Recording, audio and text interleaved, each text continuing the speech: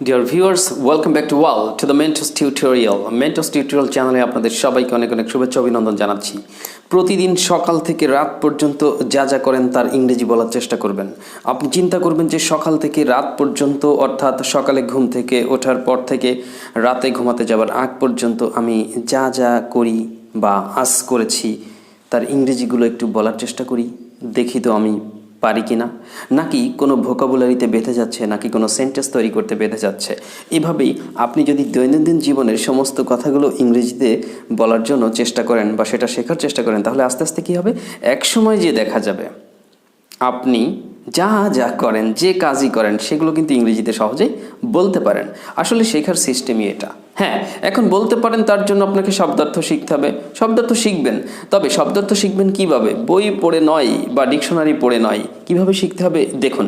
মনে করেন আপনি বলতে চাচ্ছেন যে আমি কয়টায় উঠি, তো ভোর 5টায় উঠি। তা আপনি মনে করেন বলতেছেন যে আমি সকাল 5টায় উঠি বা আমি ভোর 5টায় উঠি। ঘুম থেকে ওঠেন। ওকে, আমি সকাল 5টায় উঠি। মানে ঘুম থেকে উঠি, এটা তো আমরা বুঝি। আমি সকাল 5টায় উঠি। এখন আমি বলেছিলাম যে বাক্য তৈরি করার জন্য প্রথমে আপনি খুঁজে বের করবেন ব্যক্তিকে, মানে কাজটা কে করে। আচ্ছা, এইখানে যে ওঠা কাজ, এই ওঠা কাজটা কে করতেছে? ব্যক্তিটাকে। রহিম, করিম, তুমি না আমি? ইয়েস, দেখতে পাচ্ছি লেখা আছে আমি, তাহলে আমির ইংরেজি দেবেন। এখন আমি বাক্যের প্রথমে আছে এই কারণেই আমি দিতে হবে তা কিন্তু না। আমি বলেছি যে ব্যক্তিকে খুঁজে বের করবেন, ব্যক্তি যে, তাকে প্রথমে দেন।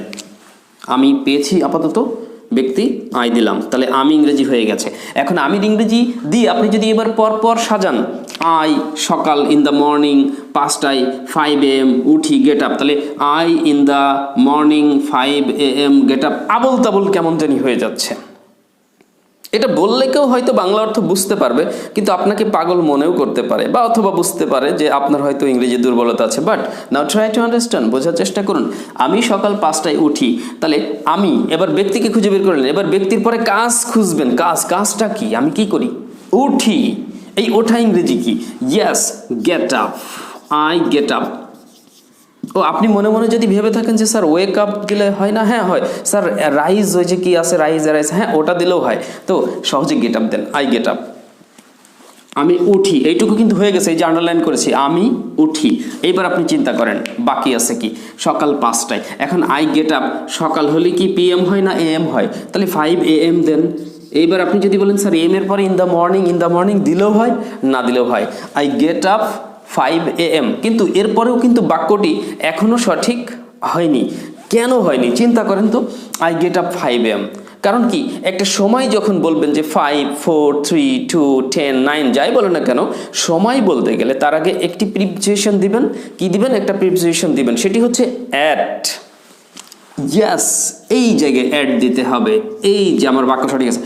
I get up at 5 AM। I get up at 5 AM। আমি সকাল 5টায় উঠি। তাহলে এইভাবে আপনি ইংরেজি করবেন। কিন্তু একটু আগে আপনাকে আমি একটা কথা বলেছি, সেই কথাটা এখন বলছি, খেয়াল করবেন, অনেক কিছু শেখার আছে। ঘুম থেকে উঠলেন, উঠে কি করেন? আমার মনে হয় অধিকাংশ আমরা ব্যক্তিরা যারা আছি, যে ঘুম থেকে ওঠার পরেই কিন্তু আমরা ওয়াশরুমে যাই, কেউ বাথরুমে, কেউ টয়লেটে, মানে কথা এক। ঠিক আছে, তাহলে ওয়াশরুমে যাই। তাহলে আমি ওয়াশরুমে যাই, এখানে ব্যক্তিকে খুঁজে বের করেন তো। ব্যক্তিকে আমি পেয়েছি, আই। এবার কাজটা কি করি? যাই, এই যে, তাহলে আই গো। এবার কোথায় যাই? কোনো কিছুর দিকে, ওয়াশরুমের দিকে যাই বা ওয়াশরুমে যাই। সো সেই ক্ষেত্রে আপনি বলবেন টু।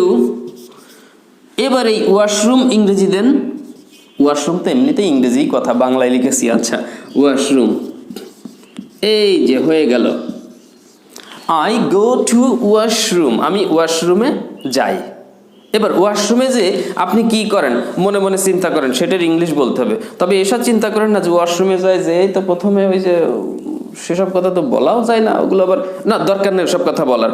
যে আমি একটু বাথরুম করি বা প্রস্রাব ফেরা বা ইত্যাদি, যাই হোক আমি দুটো একটা কথা বলেই ফেললাম, এগুলো দরকার নেই, বাদ।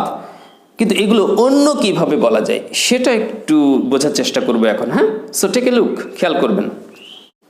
তো ওয়াশরুমে যাওয়ার পরে এখন আমরা যা যা করি ওই কথাগুলো ওইভাবে না বলে বরং আপনি কি করেন আসলে ভালো করে বোঝেন তো, বরং আপনি এটাই করেন যে ওয়াশরুমে যাওয়ার পরে আপনি যা টুকিটাকি আপনার নিজস্ব ব্যাপার কিছু থাকে কাজ সেগুলো সারলেন, সারার পরে হয়তো আপনি হাত মুখ ধুচ্ছেন, তারপরে ব্রাশ করছেন, তারপরে কুলি করছেন, মুখ ধুচ্ছেন বা ইত্যাদি ইত্যাদি। এক কথায় আমি আসলে কি করতেছি, আমি আসলে ওয়াশরুমে যে নিজেকে একটু ফ্রেশ করছি, ফ্রেশ, যেটাকে আমরা রিফ্রেশ বলতে পারি। এক কথায় আপনি বলবেন যে আমি ওয়াশরুমে তো গেলাম, যাওয়ার পরে আমি ফ্রেশ হই, আমি ফ্রেশ হই। তাহলে আপনি এটা বলবেন যে এখানে কীভাবে বাক্য বানাবেন, প্রথমে ব্যক্তিটাকে আমি, তারপরে কি হয় ফ্রেশ হই, তাহলে আই রিফ্রেশ। এখানে একটা কথা যোগ করলেও করতে পারেন, কাকে রিফ্রেশ করেন, নিজেকে, যেটা বললেও হয় না বললেও হয়, মাইসেলফ। আপনি একটু বলেই দিলেন আই রিফ্রেশ মাইসেলফ, আমি ফ্রেশ হই, আই রিফ্রেশ মাইসেলফ, আমি ফ্রেশ হই। তাহলে কথা হয়ে গেল, এক কথায় কথা সুন্দর। এবার মনে করেন যে এই ফ্রেশ হওয়ার পরেও আপনি হয়তো কি করবেন, হাত মুখ ধুলেন, কুলি করলেন, দাঁত ব্রাশ করলেন, এরপর হয়তো অজুও করবেন। তাহলে অজু করবেন, এখন আপনি বলতেছেন যে আমি অজু করি, ইয়েস আমি অজু করি, ব্যক্তিকে আমি, আই। এবার কি করেন, অজু করেন। এখন অজু করা, অজু ইংরেজি মনে করেন যে অ্যাবলুশন দেওয়া যায়, পাক পবিত্রতা অর্জন অর্থে বা অজু অর্থে আমরা অ্যাবলুশন শব্দটাকে ইউজ করতে পারি, অ্যাবলুশন, অ্যাবলুশন। এখন আই অ্যাবলুশন, আমি অজু, কিন্তু যে করি, এই করার জন্য আলাদা করে একটা ভার্ব দিতে হবে। এখন করা ইংরেজি কি, আপনারা জানেন যে করা ইংরেজি ডু, সব জায়গায় করা ইংরেজি ডুটা দেওয়া যায় না। আমি কাজটি করি, আই ডু দ্য ওয়ার্ক বলা যায়। আমি ব্যায়াম করি, আই ডু এক্সারসাইজ, এটা যায় না, ব্যাপারটা হয় আই টেক এক্সারসাইজ। ঠিক ওই রকম আমি অজু করি, আই টেক অ্যাবলুশন, অথবা আই মেক অ্যাবলুশনও বলতে পারেন, আমি মেকেও দিতে পারি। আপনি যদি বলেন স্যার আই কমপ্লিট অ্যাবলুশন দিলে হবে না, হবে। আপনি যদি বলেন স্যার আই পারফর্ম মাই অ্যাবলুশন, হ্যাঁ তাতেও হবে, অজু সম্পাদন করা। আপনি এখানে মেক দিতে পারেন আপাতত, আমি অজু করি, আই মেক অ্যাবলুশন। এখন কথা হচ্ছে যে এই অজু করা ইংরেজি আপনার জানা ছিল না, মনে করেন, ধরে নিলাম কারো কারো জানা আছে, সমস্যা নাই। অ্যাবলুশন মানে অজু আপনি জানেন না। এই যে এই বাক্যটার ইংরেজি করতে গিয়ে আপনি ভাবলেন যে প্রথমে কি বললেন, আমি ঘুম থেকে উঠি আমি ওয়াশরুমে যাই, ওয়াশরুমে যাই আমি অজু করি, আমি অজু ইংরেজি তো জানা নেই। এইবার এই অজু ইংরেজি যখন জানা থাকবে না, তখন আপনি ডিকশনারিতে সার্চ দেন, আপনার কাছে যে মোবাইলটা রয়েছে মোবাইলে সার্চ দেন, তাহলে আপনি অজু ইংরেজি শিখে যাবেন। কিন্তু আলাদা করে ওই বই পড়ে পড়ে ডিকশনারি পড়ে শব্দ শেখার দরকার নাই। তারপরেও যদি কেউ পারেন শিখবেন, শিখলে তো ক্ষতি নেই, লাভ ছাড়া। এনিওয়ে ওকে, তাহলে আমি অজু করি, আই মেক অ্যাবলুশন। এরপরে অজুর পরে কি করব, নিশ্চয়ই আমরা অজুর পরে তো অজু করা হয়ে গেলে আমরা নামাজ পড়ার প্রিপারেশন নিই বা নামাজ পড়ি। আপনি বলেন যে আমি ফজরের নামাজ পড়ি, তাহলে আমি ফজরের নামাজ পড়ি কি হবে, ভাবতে থাকুন। ইয়েস দ্যাটস দ্য সেন্টেন্স, এই সেই বাক্য, আমি ফজরের নামাজ পড়ি।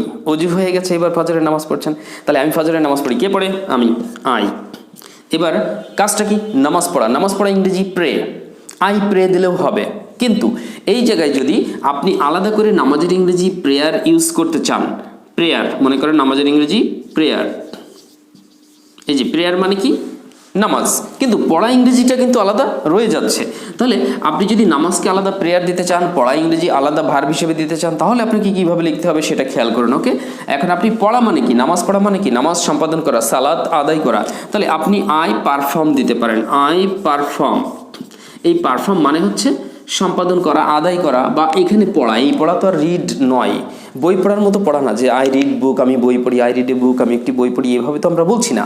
তাহলে আমরা কি বলতেছি, নামাজ পড়ি, এই পড়া হচ্ছে আলাদা একটা ব্যাপার। তাহলে আমরা বলবো আই পারফর্ম, তাহলে কি হলো, আমি পড়ি, এইটুকু হলো, এই যে পড়ি, আমি পড়ি, আই পারফর্ম। কি বাদ থাকলো, ফজরের নামাজ, আই পারফর্ম ফজর প্রেয়ার, অথবা মাই ফজর প্রেয়ার কথাটা দিলেও দেওয়া যায়। মাই যেহেতু আমার কথাটা নাই, তারপরে বাক্যের সৌন্দর্য বৃদ্ধি করার জন্য আপনি দিতেও পারেন, আই পারফর্ম মাই ফজর, FAZAR, ফজর প্রেয়ার,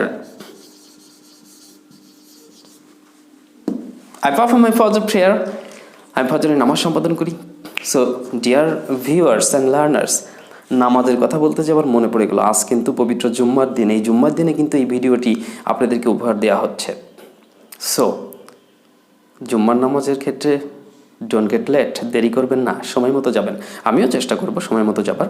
তার মানে কি, অনেক সময় দেখা যাচ্ছে খুতবা হচ্ছে, খুতবা শুরু হয়ে গেলে আমরা তো জানি যে আর নাম ওঠে না খাতায়, ফেরেশতারা ওই যে নাম মানে উপস্থিত দিনে আমরা ক্লাসিক্যালি যেরকম রোল 1 নম্বর, রোল 2, রোল 3 উপস্থিত, স্যার উপস্থিত, প্রেজেন্ট এরকম বলি, তা ওরকম মনে করেন ওখানে নাম ওঠে খাতায়। তা খুতবা শুরু হয়ে গেলে ওই নাম ডাকার খাতা বন্ধ হয়ে যায় শুনেছি। তো আপনারা চলুন আমরা সবাই চেষ্টা করি যাতে নামটাও ওঠে, ঠিক আছে? তাহলে অন্তত আমরা সকাল সকাল যাবার চেষ্টা করব। 12:30টার পরপরই আমরা শুরু করব, মানে প্রিপারেশন নিব যে 12:30টার পরপরই আমরা মসজিদে চলে যাবার চেষ্টা করব।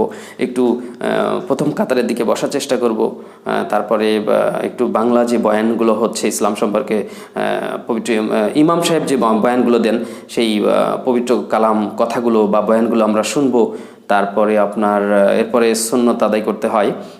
তারপরে সুন্নত আদায় করার পর আপনার খুতবা শুরু হয়। খুতবা যদি আমরা খুতবা তো বুঝি না যে কি ওর বাংলা অর্থটর্থ তো আমরা বুঝি না, যাই অনেক সময় ওই খুতবা চুপ করে শুনতে হয়। কেউ শুনতে শুনতে ঘুম হয়ে যাচ্ছে, কেউ ঢিলে ঢবাসকে পড়িয়ে যাচ্ছে, আবার উঠছে, এরকমও হয় অনেক সময়। হ্যাঁ, তো আসলে ঘুমে গেলে আবার উজু ভেঙে যাবে, কিন্তু খেয়াল রাখতে হবে। অনেকে ক্লান্ত থাকে বা মুরব্বী অনেক মানুষের ঘুম এসে যায়, আমরা জোয়ান মানুষ তাই আমাদের ঘুম এসে যায়। যাই হোক, তো এখন খুতবা শুনতে হবে, তারপরে মনোযোগ দিয়ে খুশি খুশির সাথে জুম্মার সালাত আদায় করতে হবে জামাতে। Okay, so take your preparation earlier, don't get late. একটু সময় থাকতে প্রস্তুতি নিন এবং সময় মতোই একটু আগেভাগেই জুম্মার দিনে মসজিদে যাওয়ার চেষ্টা করেন, নামাজ আদায় করবেন। চলুন আমরা সবাই 5 ওয়াক্ত নামাজ পড়ি, নিশ্চয়ই আল্লাহ তাআলা আমাদের উপর রহমত বর্ষণ করবেন। আল্লাহ তাআলা আমাদের সকল গুনাহকে মাফ করে দিক, আমিন। এনিওয়ে, একটু ইসলামিক বয়ান দিয়ে নিলাম, ডোন্ট মাইন্ড প্লিজ। আবার অনেকেই তো এটা অন্যভাবে নেয়, তা নিলেও আমার কোনো যায় আসে না তাতে। ভালো কথাই তো বলছি, খারাপ কথা তো আর বলছি না, নাকি ভিউয়ার? এনিওয়ে, ওকে, আমি ফজরের নামাজ পড়ি, তাহলে আই পারফর্ম মাই ফজর প্রেয়ার। ওকে, এটা হয়ে গেল। তো এইভাবে আপনি কি করবেন, ছোট ছোট বিভিন্ন ধরনের বাক্য তৈরি করার চেষ্টা করেন, সেগুলোর ইংলিশ করার চেষ্টা করেন, এবং যেখানে বেঁধে যাবে তখন আপনি ডিকশনারিতে সেই শব্দটি দেখবেন। সেই শব্দটি দেখে সবসময় ইংলিশ ট্রান্সলেশন, যে বাংলা কোনো বাংলা বাক্যের ইংলিশ ট্রান্সলেশন করার সময় আপনাকে ব্যক্তিকে খুঁজে বের করতে হবে, তারপরে কাজটা কি, অর্থাৎ ভার্বটা কি। আমি এভাবে বলতেছি না, সাবজেক্ট ভার্ব তারপরে অবজেক্ট দেবেন। এইগুলো যারা গ্রামারে কম বেশি আয়ত্ত বা দক্ষতা আছে তারা বুঝবে, কিন্তু আমরা যারা দুর্বল, ওসব সাবজেক্ট ভার্বটা বুঝি না। ব্যক্তিকে তাকে খুঁজবো, কাজটা কি সেটা খুঁজবো, এরপরে বাক্যে যা আছে পরপর সাজানোর চেষ্টা করব। কখনো এলোমেলো হবে, সেটা ঠিক করে নিতে হবে। So it will be easy for you to translate in this way if you practice, if you try to use this technique in your practical speaking or practical writing. Yes, I think it will be easy for you to present nicely, ইনশাআল্লাহ সুন্দরভাবে আপনি কিন্তু এটাকে উপস্থাপন করতে পারবেন। So viewers, no more talking, আজকে বেশি কথা বলবো না, আরও বেশ কিছু ব্যস্ততা রয়েছে। Today is Jumma day, you know. Okay, I have to take the preparation for the Jummah prayer and I'll have to complete some other daily activities or household chores.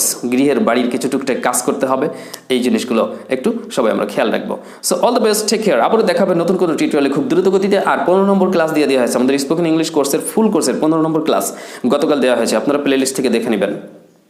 16 নম্বর ক্লাসের কাজ চলছে, very soon Yule get it ইনশাআল্লাহ। আপনারা খুব দ্রুত গতিতে এটা পেয়ে যাবেন। So all the best, take care once again. আসসালামু আলাইকুম রহমতুল্লাহ।